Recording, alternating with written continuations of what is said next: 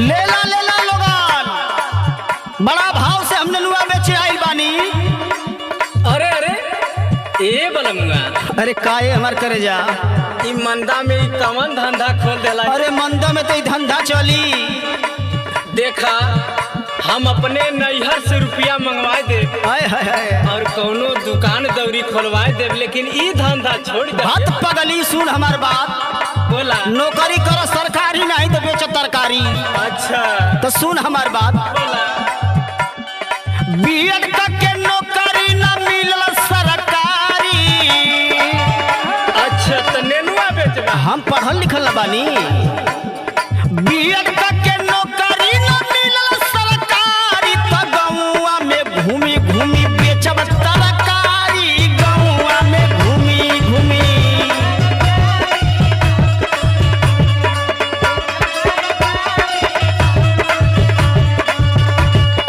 सुनो तारी, बोला ये करे जा। एक ठेवरू आइटम लेके आइल बानी। सुनो तारू ना, आइटम पे आइटम लिया बता। अरे एकदम लेके आई, ताजा हो, खेते से लेके आइला हम। नवनीत भाई का ई आर्डर रहल। नेनुआ करैली भिंडी मुरई करारी।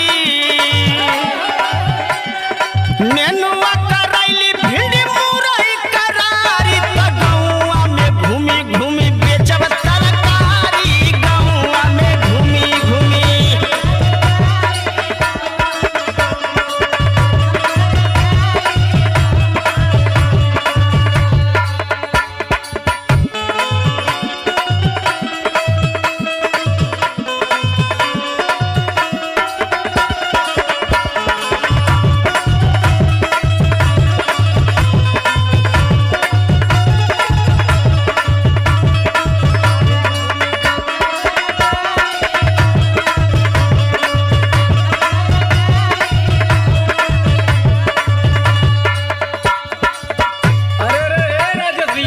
का हो। ई कैसे कैसे भाव में बेचता हो?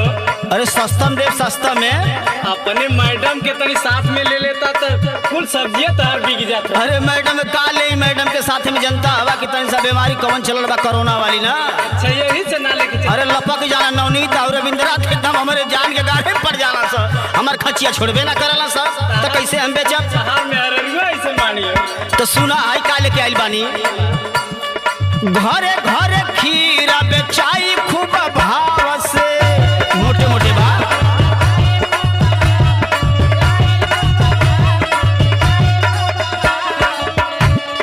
सुना जिंदगी बिताई हम अपन खूब ताव से।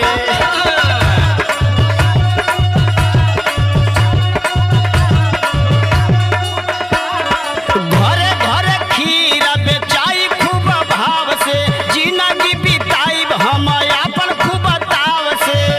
और सुना झूलनी गढ़ाई संगे चली हा बाजारी। काल अपने मेहरारू से हम कहली मैं तो मेरा प्रधान बाड़ी ना, देख तरकारी में कितना फायदा होत बा। झूलनी गढ़ाई संगे चली हा बाजारी, तो गौवा में घूमे घूमे बेचब तरकारी। गौवा में घूमी घूमी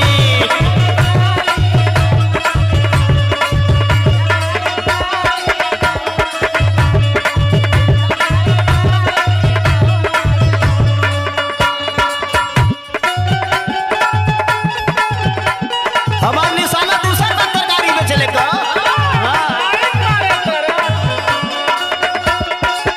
ले ला ना, देखा कितना आई फलिया का भिंडी है हमार।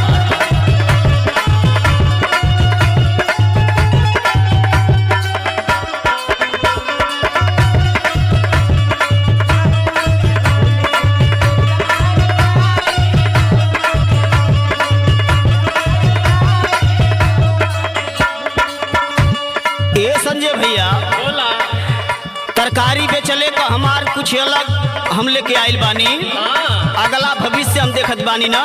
तरकारी बेच के। हाँ हो, अच्छा। अपने क्षेत्र में बेचब तो पहचान बनी हमार। अब पहचान बनी तो हम प्रधान